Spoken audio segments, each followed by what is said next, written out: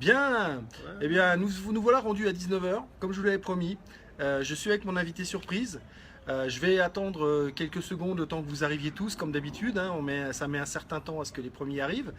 Donc, le thème de ce soir, il est très simple, c'est l'apport de la méditation sur la relation à soi.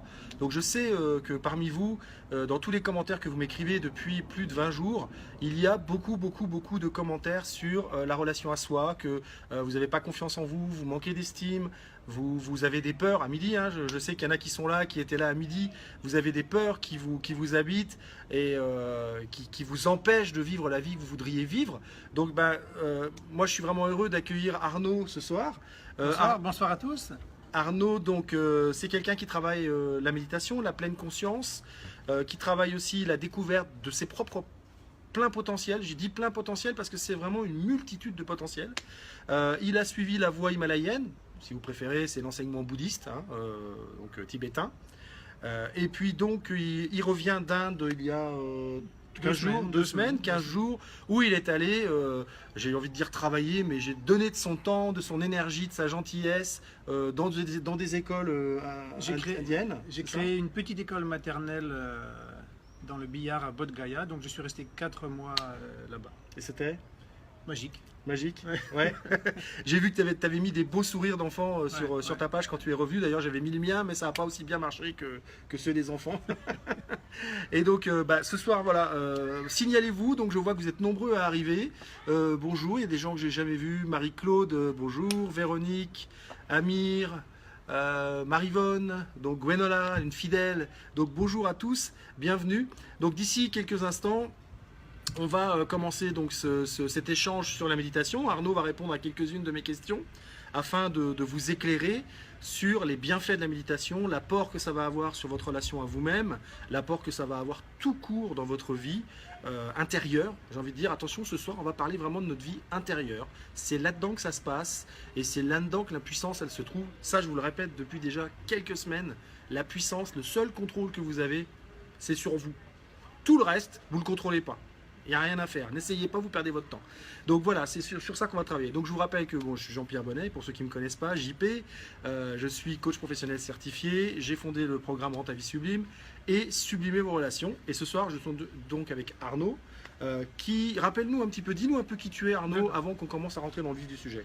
Donc mon nom, on va dire, de pratiquant de méditation dans le bouddhisme tibétain, c'est Getche. Donc je m'appelle Arnaud Getche. C'est pas mon nom civil, c'est mon nom de transmetteur ou de catalyseur de zénitude. Donc je suis catalyseur de zénitude et catalyseur également de santé globale, mais c'est pas pour moi la santé de l'individu. Catalyseur, dis-nous un peu plus. Catalyseur de santé globale, c'est-à-dire qu'on est un individu physique, psychique, émotionnel, affectif, social, familial, etc. Donc toutes ces dimensions-là, si on veut avoir une vie pleinement goûteuse et épanouie, on a vraiment le potentiel d'optimaliser entre guillemets toutes ces facettes de notre vie, et ça se travaille, c'est pas, on a des choses à faire. Donc moi j'ai envie de m'investir dans ces directions-là. Je suis pas spécialiste de toutes ces directions-là, mais la pleine conscience et la méditation peut vraiment aider dans toutes ces directions-là. J'ai envie de dire que toi tu es un spécialiste de l'initiation, enfin pas l'initiation, tu sais, quand on donne le point de départ, tu donnes le go de utiliser tout ça. Tout à fait, c'est la méditation. Donc j'ai un long parcours dans la tradition himalayenne, en particulier donc depuis plus de 25 années.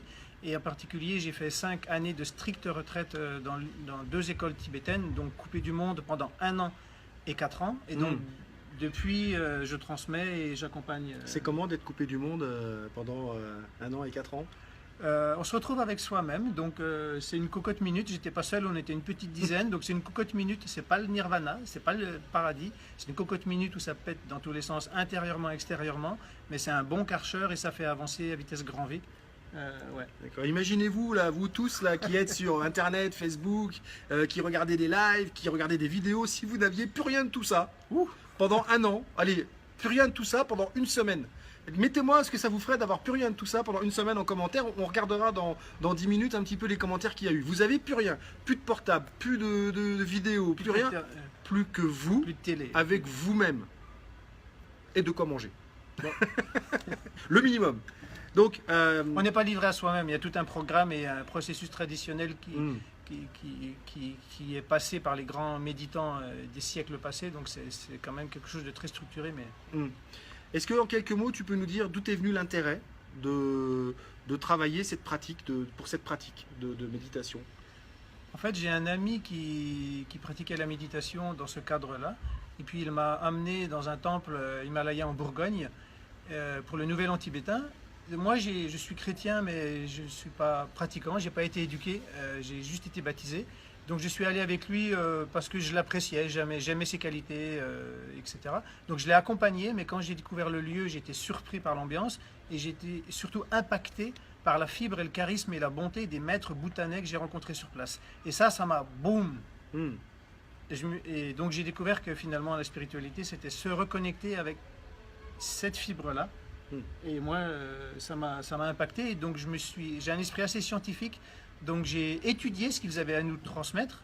Et dans cette voie-là, on explique beaucoup le pourquoi du comment. Donc ça m'a plu.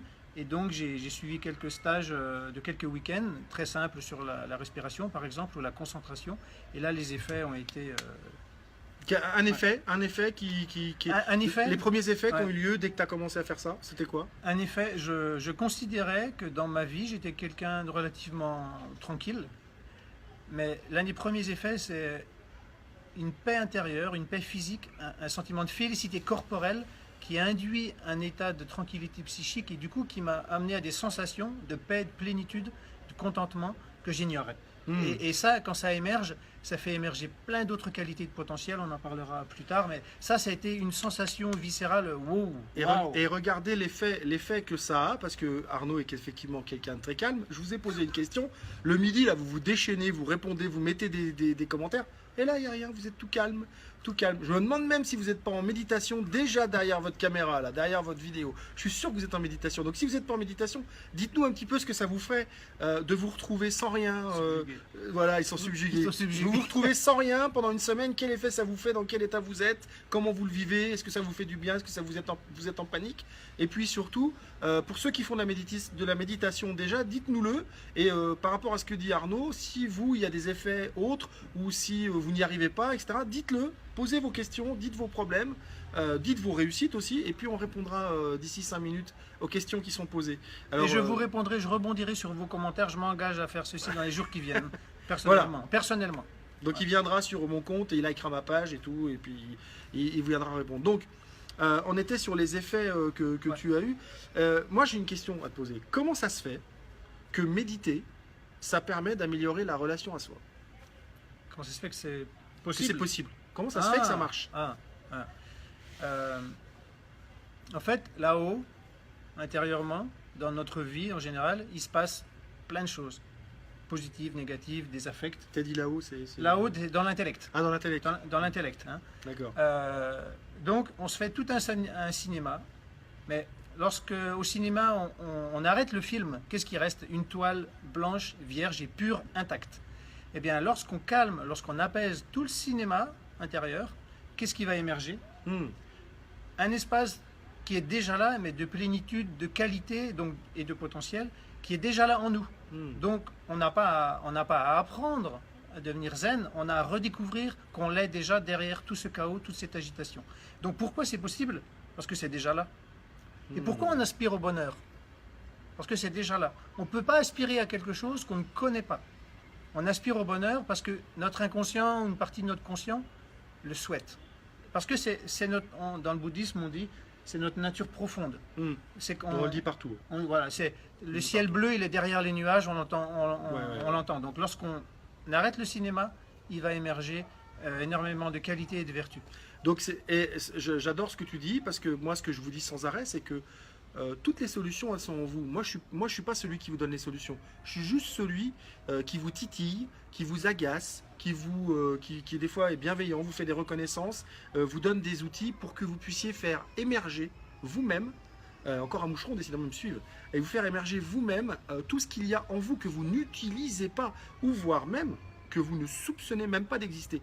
Et je voudrais revenir sur l'image de la toile blanche, parce qu'elle me parle vraiment bien. Et c'est vrai que quand vous aurez chassé tous ces nuages ou tous ces troubles qui sont devant votre toile blanche, vous allez être comme cet artiste peintre devant la toile. Absolument. Et vous allez pouvoir créer la toile de votre vie. Et c'est vous qui allez créer votre vie avec vos couleurs à vous, votre créativité, vos émotions, vos envies, vos besoins, vos qualités intrinsèques. Donc ça, c'est vraiment le travail sur la relation à soi. Et c'est vrai que quand on est devant la toile blanche, on se retrouve tout seul au monde. Ouais. Mais ce que j'ai envie de dire, c'est lorsque on est rendu à cette toile blanche, c'est pas la page blanche. Non. Parce que de là vont émerger des talents naturels, une créativité naturelle, spontanée. Vous allez avoir des idées qui vont venir comme ça. Vous allez avoir des réponses spontanées à des situations qui avant étaient problématiques. Mais là, vous allez être face à quelque chose de vierge et des réponses qui vont être instinctives et justes et adaptées. Et je dirais qu'on peut dire à la page blanche, parce que si quand on se met devant la page blanche, on se dit j'ai en moi toutes les possibilités pour la colorier ou la remplir, il n'y aura pas de problème avec la page blanche finalement. C'est juste la position dans laquelle on se met. Il faut s'y rendre à cette page Exactement. blanche. Et il faut se dire c'est une possibilité de m'exprimer plutôt que de se dire oh là là, il va falloir que je m'exprime. D'où la notion de lâcher prise. De lâcher prise, de dire voilà. C'était même pas fait exprès. Donc c'est vraiment une belle image, quand même qu'on l'ancre bien. Ouais. Souvenez-vous que en osant vous retrouver seul avec vous-même, en osant aller à l'intérieur de vous-même, de vous recueillir, de vous accueillir, vous allez vous donner la possibilité d'ouvrir les possibles, le champ des possibles. En fait, c'est ça cette toile blanche. C'est vous ouvrez le champ des possibles et c'est vous qui avez les clés de la baraque, c'est vous qui avez les clés de la maison pour faire tout ce que vous voulez faire. Donc, dites-vous, pour ceux qui veulent changer de vie, pour ceux qui veulent changer de boulot, pour ceux qui veulent changer de maison, de lieu de vie, pour ceux qui veulent changer de n'importe quoi, tout ce que vous voulez, dites-vous que c'est le premier jour du reste de votre vie et que la toile devant vous, elle est blanche et vous pouvez faire tout ce que vous voulez dessus. Et si elle n'est pas blanche, gardez seulement ce qui peut vous apporter des choses. Voilà. Faites une sélection, un tri. En fait, alors c'est très ambitieux, cette page blanche, on a du mal à la trouver. Et donc, on est rarement dans cette page blanche si on n'a pas fait un travail significatif qui nous permet de nous y reconnecter à volonté, si on peut dire. Donc, lorsqu'on n'est pas face à cette page blanche, lorsqu'on n'est pas en plénitude, lorsque c'est le chaos intérieur, etc., elle est quand même là. Donc, il y a quelques clés pour s'y reconnecter en partie. Donc, lorsque vous êtes au cœur de votre chaos, pour se reconnecter à cette base profonde et stable, il y a une clé que je voudrais vous conseiller aujourd'hui, c'est ce que l'on appelle votre bonté. Au cœur du chaos, on est tous écorchés vifs, on est plein d'émotions, etc. Mais au cœur de ce chaos, au cœur de ces affects, on est écorché vif et on est plein de bonté. Se reconnecter même 1% à cette bonté, au cœur de la douleur, de l'angoisse, de la tristesse, de la déprime ou peu importe, cette bonté, elle va vous ouvrir cette fenêtre vers un espace intérieur vierge, vers la page blanche. Reconnectez-vous à cette bonté. Ouais. Donc vous avez, en fait, ce que j'entends, ce que tu dis, c'est que vous avez tous une bonté en vous. Et j'ai envie de rajouter à ça peut-être le côté plus coaching, c'est ayez une parole propre avec vous-même. Ayez une parole impeccable, c'est un petit peu le mot qu'emploie Miguel Ruiz dans son livre Les 4 accords Toltec. Ayez une parole impeccable avec vous-même. Commencez par ça.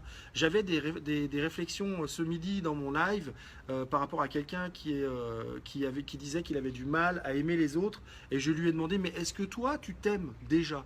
Et la réponse a été non, j'ai du mal à avoir de l'estime pour moi-même. Donc, commencez par vous aimer vous. Ce n'est pas de l'égocentrisme, ce n'est pas du nombrilisme, ni du narcissisme. C'est juste que si vous vous aimez pas, ça va être compliqué de donner de l'amour aux autres et de vous intéresser aux autres et de vous ouvrir tout simplement aux autres. Donc, commencez par vous. Lorsqu'on chemine sur la voie tibétaine, l'une des premières étapes, c'est de comprendre que nous et les autres, on est, on va dire, sous l'emprise de mécanismes qu'on ne contrôle pas. L'ego, le moi, les émotions, les tendances négatives, etc. Le karma, on peut appeler ça comme on veut. C'est la nature humaine.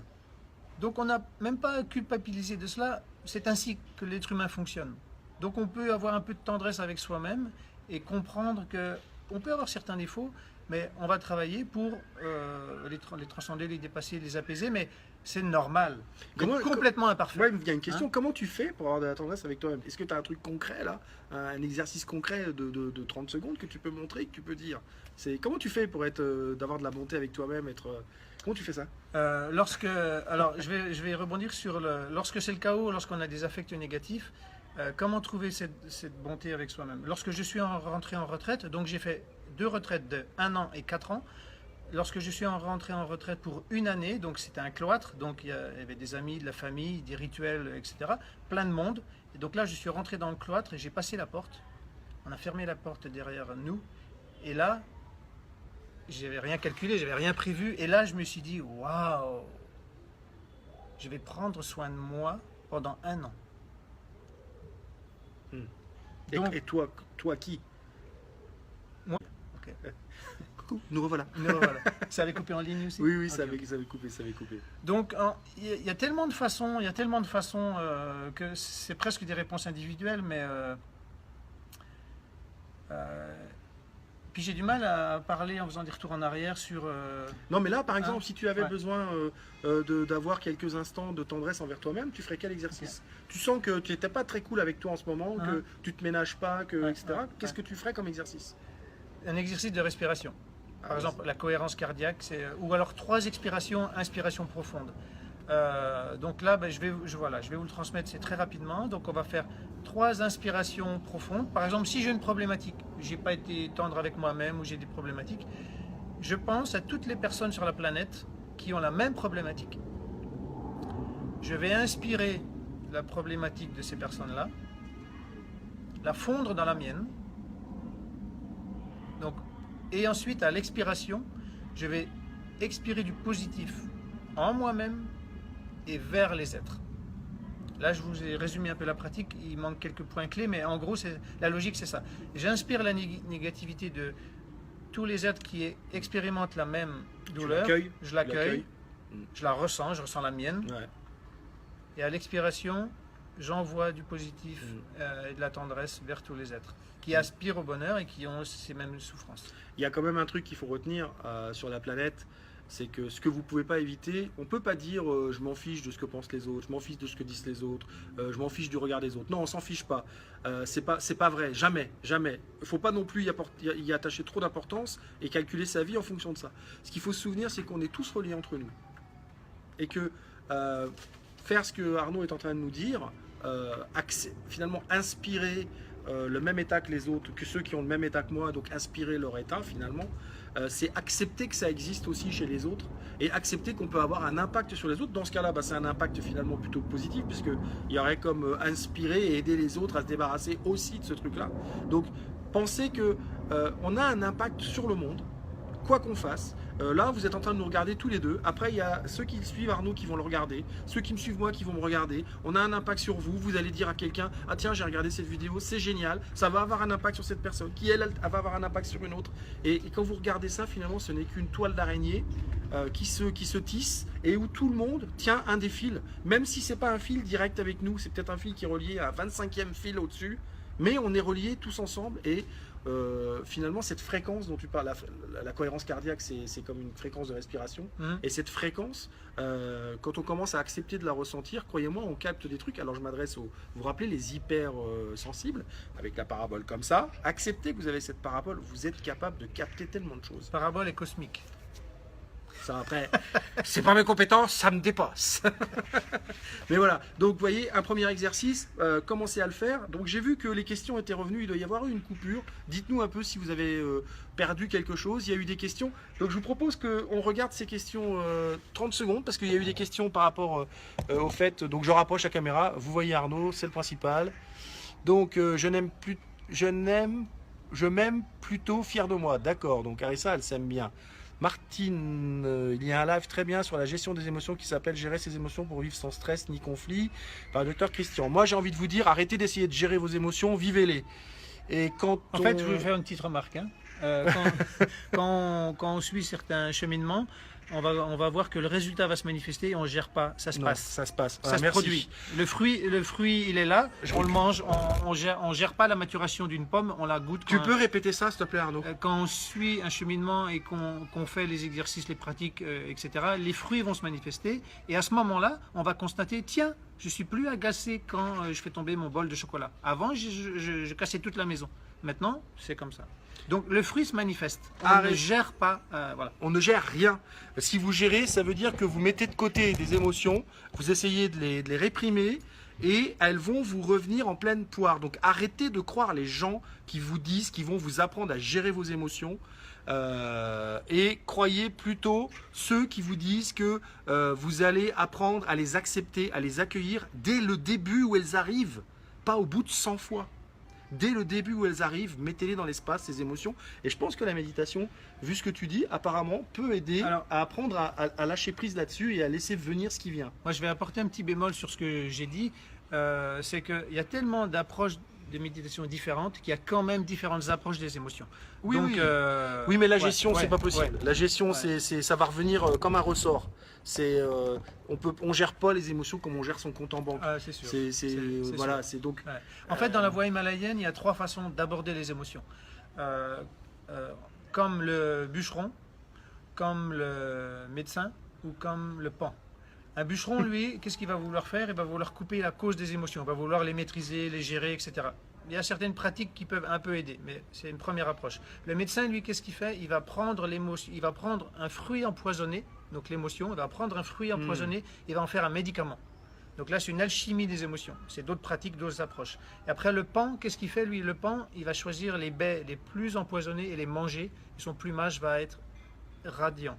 Donc lui, ça c'est transcender les émotions, mais donc c'est des approches différentes, avec des habiletés différentes, des niveaux de pratique ou de subtilité différentes, et voilà. Je vais remettre une couche sur ce que tu viens de dire. Moi, j'ai eu le privilège d'apprendre une formation de coaching qui aujourd'hui n'est plus enseignée comme elle l'était avant, qui était une formation de coaching hyper puissante, où au lieu de parler des émotions avec le client, on faisait vivre les émotions au client, quitte à le faire descendre très très très très bas. Et je ne sais pas si Eric nous regarde, mais il pourra peut-être en témoigner, à descendre très bas pour que cet état-là devienne inacceptable pour vous d'être dans cet état-là. Et donc de lâcher et de dire non, je veux plus de ça.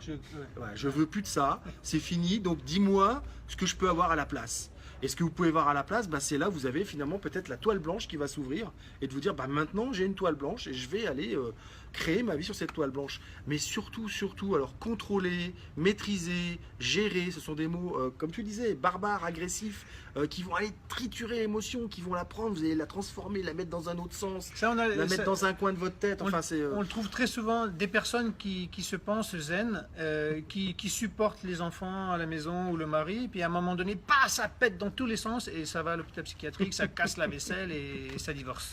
Ça, c'est la gestion des émotions. C'est ça. Il y a Bigard, il dit ça un peu moins élégamment. Je vais vous le dire, j'aime bien, vous savez que j'aime bien dire de temps en temps un petit gros mot. Il dit, il y a un proverbe chinois qui dit paix contenue, furon cocu. C'est un petit peu ça les émotions. Si vous les contenez trop, il va vous pousser des trucs horribles. Donc je sais, il y en a qui vont dire oh, qu'est-ce qu'il dit, c'est moche. Mais n'empêche que c'est ça. Si vous contenez vos émotions, si vous les gérez, les maîtrisez, si vous voulez maîtriser un truc qui ne se maîtrise pas, en gros, vous voyez bien qu'avec l'eau, vous voyez bien que l'eau, on ne la maîtrise pas. Hein. On peut faire des barrages, des digues, n'importe quoi. On ne les maîtrise pas. On ne maîtrise pas l'eau. Si elle veut passer, s'il y a trop d'eau, elle passe. Donc c'est pareil pour les émotions. S'il y en a trop, que vous les gérez trop, que vous les réprimez trop, elles passent à un moment donné et c'est pire que dans l'instant présent. Ouais. Et actuellement, l'une des approches, l'un des outils qui est très en vogue et qui est vraiment efficace par rapport aux émotions, les angoisses, les peurs, ou quelles que soient les émotions, c'est ce que l'on appelle la pleine conscience. Donc la pleine conscience, c'est une pratique où on apprend à se reconnecter à cet espace intérieur très vierge, nu, spacieux, dans lequel tout émerge, y compris nos émotions fortes.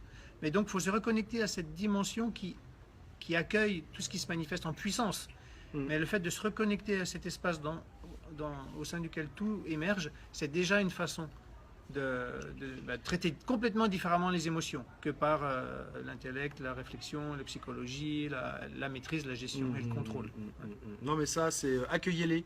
Accueillez, on est émotion et accueillez que vous avez des émotions. Alors une bonne méthode pour la verbaliser, cette émotion, c'est la CNV.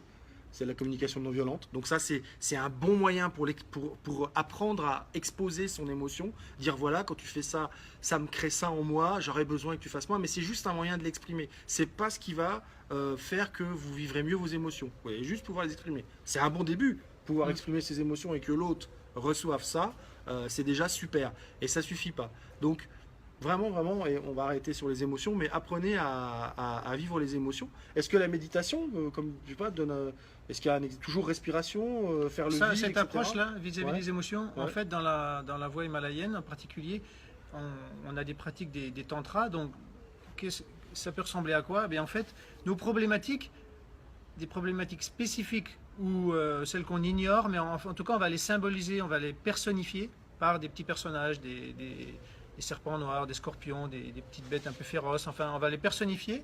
Et puis, finalement, ces personnages, on va les apaiser et les libérer. Et sur quoi s'appuie ce type de méthode? C'est sur le simple fait que tout ce qui se passe en vous, ces émotions fortes, ces pensées, elles se manifestent, elles ont de la puissance, elles sont claires, nettes et précises, mais si on cherche, à les trouver, on ne peut pas les trouver. Ça se manifeste, mais ça n'existe pas. Donc c'est une forme d'illusion, bien que très puissant. Donc on va utiliser des méthodes qui vont utiliser la visualisation, qui est donc une illusion, une création. On va créer une illusion, il va y avoir un scénario méditatif et on va dissoudre cette illusion. Et du coup, cette capacité, elle va comme se transférer automatiquement. On ne va pas vouloir la maîtriser, mais il va y avoir un transfert de capacité vers la gestion des émotions. Mais ça ne va pas être du domaine de la maîtrise. On dit qu'on va auto-libérer spontanément nos émotions. Au lieu d'en faire des objets chargés affectivement, ça va devenir des énergies flexibles, malléables et qu'on peut accueillir parce qu'elles vont se libérer. Combien vous avez eu d'émotions dans votre vie jusqu'à aujourd'hui? Des millions. Où elles sont ces émotions? Quand les émotions sont là, elles ont de la force et on les pense existantes, mais à un moment donné, elles vont passer.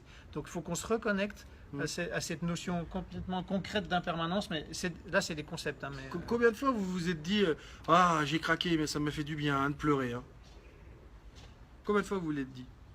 Pleurer, l'eau, on revient à l'eau incontrôlable. Donc, quand vous avez envie de pleurer, pleurez et assumez que vous êtes en train de vivre une émotion et dites ben voilà ce que tu me dis ça me touche, ça me donne de l'émotion, ça me fait pleurer. Paf, vous acceptez l'émotion et vous verrez que au fur et à mesure vous aurez des émotions que vous allez laisser exister et que vous verrez que les gens en face les prennent comme elles sont. Et si les gens qui sont en face de vous acceptent pas les émotions que vous avez, posez-vous des questions sur les gens qui vous entourent. Ce type d'approche d'accepter les émotions, le fait de les accepter, ça va faire qu'on va y répondre d'une façon complètement nouvelle. Et au lieu d'y répondre avec des schémas habituels, des tendances, bien, on va répondre différemment. Donc on va arrêter d'ancrer cette tendance habituelle. Donc dans la tradition himalayenne, toujours, on dit quand il se manifeste une émotion ou une réaction, c'est une tendance qui se manifeste, c'est une habitude. C'est une graine karmique qui arrive à maturité, pour parler. Voilà. Donc lorsqu'on y répond différemment, cette graine karmique, elle est brûlée. Elle ne va plus se remanifester. Donc à force d'avoir ce genre d'attitude-là, au lieu d'enraciner nos tendances, eh bien, petit à petit, elles vont se pacifier et disparaître. C'est une façon différente de parler de la retenue d'eau. Bon, absolument. C'est une façon différente de parler de la retenue d'eau. Donc, si on revient à la méditation, moi j'avais envie que tu me dises un petit peu si tu avais une définition simple et accessible pour tous, parce que je pense qu'il y a des gens qui font de la méditation, des gens qui n'en ont jamais fait. Ouais. Qu'est-ce que tu dirais pour expliquer aux gens en peu de mots ce qu'est la méditation, comment elle se pratique, en quelques mots, donc voilà, nous sommes à nouveau reconnectés. Donc je disais, explique-nous en quelques mots, donne-nous une définition simple que tout le monde puisse comprendre. De la méditation, une définition de la méditation. Ouais. Alors le terme méditation en tibétain, c'est gom. Et si on traduit littéralement, ça signifie s'habituer à, se familiariser à. Donc ça veut dire demeurer longuement dans un état, par exemple la tendresse, la générosité, mais un état, un sentiment, ou alors méditer longuement un sujet, s'habituer à. Donc c'est pas un type de méditation. Le terme méditer, c'est vraiment un terme qui veut dire demeurer longuement ou s'habituer à quelque chose ou à un état. Donc il y a des formes de méditation très différentes. Donc on peut parler de l'objectif de certaines méditations, l'objectif de la spiritualité en général, qui est nous reconnecter à notre nature profonde, éveillée, nos potentiels, etc. Mais on va dire qu'il y a plein de méditations qui auront des visées et des résultats différents. Donc, mais on peut les classer, on peut parler de 3 catégories de bienfaits. On va avoir des pratiques qui vont pacifier, dissiper les tendances, les émotions, les conditionnements. Ça va avoir pour effet de faire émerger naturellement des qualités innées, nos potentiels, nos capacités. Donc ça, c'est un premier type de méditation. Ensuite, on va avoir des méditations qui vont nous permettre d'analyser pas qui je suis, mais ce que je suis. Qu'est-ce que le moi? Qu'est-ce que l'ego? Qu'est-ce qu'une pensée? Qu'est-ce qu'une émotion? Pas en termes de contenu psychique ou affectif, mais l'objet, pensée. Donc c'est des méditations contemplatives analytiques qui vont emmener à reconnaître que bien qu'on s'identifie à quelqu'un, ce quelqu'un il a son histoire, mais quelque part c'est une forme d'illusion. Et donc lorsqu'on se reconnecte à cette dimension-là, ben, on peut passer au-delà de la souffrance, c'est ce que l'on appelle le nirvana, mais ce n'est pas l'état de Bouddha. L'étape d'après, c'est ok, J'ai réalisé la nature illusoire de ce moi auquel je m'identifie et ce qui Là, est. pour ceux qui n'ont jamais fait, t'es déjà vachement loin. Non, mais oui, mais Là, déjà, là déjà, on est bien Mais- avancé dans la méditation. mais l'objectif donc des méditations prépare le terrain pour ramener à ce genre. D'accord. Voilà, et C'est un transport, c'est un véhicule. un véhicule. Oui. C'est un véhicule. Un véhicule. Donc des exemples, eh bien, il y a des méditations sur la respiration qui vont développer la concentration. Il va y avoir des méditations qui vont permettre de. Il y a quelqu'un qui nous parle de la méditation de la boule d'amour, tu connais? La boule d'amour. Mhm. En Tu tant peux que nous en dire plus, Gwenella? type de méditation, le Bouddha en a enseigné 84 000. Il y en a D'accord, oui, oui. chez les chrétiens, il y en a beaucoup. On va Chez- pas avoir dans le tout- temps de les faire toutes ce Dans soir. toutes les hein, traditions, il y en a 84 000. énormément. Enfin, c'est très varié. Mais je voulais juste parler de catégories. Donc, on va avoir des D'accord. et donc des pratiques qui vont nous amener à réaliser des choses qui sont au-delà du nirvana, qui est notre nature profonde et la nature des phénomènes. Mm. Mais là, on est dans des choses très abstraites. D'accord. Écoute, on est à la fin de cet entretien. Petit cadeau. C'était vraiment super. Donc, tu vas avoir des choses à nous dire. Donc, on a vu les façons. Juste, moi, j'ai une question. Moi, je suis quelqu'un qui est très contemplatif. Est-ce que pour toi, contemplation, je suis dans- contemplatif, je suis de nature contemplative. C'est-à-dire Je peux, par exemple, je vais donner un exemple. Je travaille de l'autre côté, là, dans la pièce. J'ai donc la vue ici. Et l'autre jour, derrière moi, il y a une rambarde, vous voyez. Et j'avais deux petits merles qui jouaient ensemble. Et je suis resté pendant 30 minutes à regarder, sans penser à rien, juste les merles Ok, jouer. ok. Voilà. Et je me sentais bien, reposé, apaisé. Enfin, il n'y avait pas d'urgence. Genre, pour rien au monde, j'aurais lâché cette contemplation, quoi. Mhm. Donc, est-ce que Donc, c'est-à dire que tu étais vraiment en lien avec, avec les oiseaux. les oiseaux, ouais. Intérieurement, pas forcément beaucoup de pensées. Non, pas de pensée du tout. Ou Je un regardais minimum, juste. voilà, ils en sont tout cas, sympas. Ils sont... des pensées dont je n'ai pas été conscient. Donc, ok. Donc ça, c'est ce que l'on appelle le calme mental. Donc c'est l'une des façons de faire. On se concentre sur un objet, quelque chose, et le fruit, l'un des fruits, ça va être le nombre de pensées qui va diminuer. Et à partir de là, on devient disponible pour un coaching, pour une séance de méditation spécifique sur des outils spécifiques. Donc c'est un travail. Le calme mental, ça se travaille. Là, le contexte s'y prête, mais c'est un préalable qu'on peut aussi travailler volontairement. volontairement. Il y a des méthodes décidant. en D'accord. décidant, il y a des voies traditionnelles, on peut vraiment cultiver C'est ça. plutôt une bonne nouvelle pour ceux qui ont l'habitude d'être en face de la mer, de regarder les vagues sans penser à rien. Pour ceux qui sont en forêt, s'assoient et regardent le ciel sans penser à rien. Bah, vous êtes déjà aux prémices de la méditation. Donc vous avez un terrain C'est-à-dire, plutôt favorable. Absolument. finalement. Si vous êtes face à l'océan et qu'intérieurement vous n'avez pas tout un discours sur l'océan, les vagues, la couleur, etc., si vraiment il y a absence de commentaires, pratiquez ça très longuement. Et après, de là vont émerger des choses très intéressantes pour agir. Mais d'ailleurs, pour aller faire une séquence de travail sur votre projet derrière, là vous êtes devant le voile blanc, quoi. Hein. C'est que vous pouvez redémarrer un projet, un truc à zéro en disant allez, ça marche pas, je recommence à zéro. Ben, avant, faites donc une contemplation, une méditation par rapport à ce que vous savez faire. Et puis Arnaud, il va vous donner un petit lien. On vous le mettra juste après ce live. On ira vous mettre le lien pour aller sur sa page où il va vous offrir un petit cadeau dont il va vous parler là maintenant. Donc je vais vous offrir une méditation guidée qui va aborder certains bienfaits de la méditation. Donc je vais vous donner un document qui liste 86 bienfaits de la méditation. Et vous allez d'ailleurs dans cette liste retrouver des bienfaits physiques, psychiques, relationnels, voire sociaux, enfin personnels et sociaux. Et donc on va en méditer certains ensemble. Voilà. D'accord. Donc écoutez, vous pouvez retrouver Arnaud. Je vais mettre aussi le lien vers sa page Facebook. Vous êtes invité à aller la liker, à aller la partager, à aller profiter de tout ce qu'il vous offre sur sa page. Il va vous en offrir de plus en plus parce que comme moi, il travaille avec une certaine personne à développer notre business. Il faut dire le mot, c'est business, il faut accueillir le mot. Hein, pour toucher le plus de monde possible. Nous, notre intention, c'est de toucher le plus de monde possible en vivant. D'autres ont d'autres intentions et voilà, chacun a des intentions différentes. Mais en tout cas, on a envie de nourrir nos sites, nous, avec des infos qui peuvent vous donner envie de venir travailler avec nous plus profondément. Voilà. Est-ce que tu veux rajouter quelque chose? Je clôturerai après. Est-ce que tu es OK? Oui, alors en fait, il faut être ambitieux avec soi-même et curieux et aller chercher les voies qui vous conviennent et qui sont vraiment balisées, sûres et efficaces. Et donc, il y a plein d'écoles, il y a plein de choses à faire. Bouddha sort de ce corps. Donc, écoute, franchement, merci Arnaud. Je savais, tu étais sur Paris, on a chopé l'occasion. C'était pas du tout prévu il y a un jour. On a prévu ça à l'arrache, comme ça. On avait envie de vous faire plaisir. On est content que vous ayez été nombreux à nous suivre. Je pense qu'il y a un peu de problème avec les commentaires, mais j'irai voir ça après. Je vous rappelle que vous pouvez avoir tous mes lives sur ma page YouTube, ma chaîne YouTube. Donc, vous abonnez à ma chaîne YouTube. Je vais mettre le lien s'il n'est pas déjà dans le post de ce soir. Vous pouvez vous aimer ma page Facebook, aimer la page Facebook d'Arnaud. Vous pouvez aussi inviter vos amis à aimer sa page, ma page, et partager ce post, partager cette vidéo live si elle vous a plu, si elle vous a servi, et si vous pensez qu'il y a plein de gens autour de vous à qui ça va servir. Et je vous le redis, je prépare un webinaire sur l'estime de soi. Je prépare un programme sur l'estime de soi, et vous serez les premiers avertis pour tous ceux qui me suivent en live. Le jour où je ferai le live sur mon programme, ceux qui seront présents, vous aurez droit à des bonus. Donc je vous dis... C'est juste un petit truc à rajouter. Si vous voulez vraiment être averti, vous savez, les notifications Facebook, vous ne les recevez pas forcément toutes. Donc, cliquez, paramétrez votre compte Facebook pour que les notifications de JP arrivent en tête de notification. Sinon, vous n'allez peut-être pas les recevoir. Hein, voilà, voilà. Les miennes aussi, d'ailleurs, vous pouvez les programmer. Voilà. Les autres, non. Nous, oui. Donc, on vous dit... au revoir, moi je vous dis à demain, 12h45 avec un nouveau thème. Et merci encore 1000 fois. Je crois que j'arrive pas loin de 9000 là.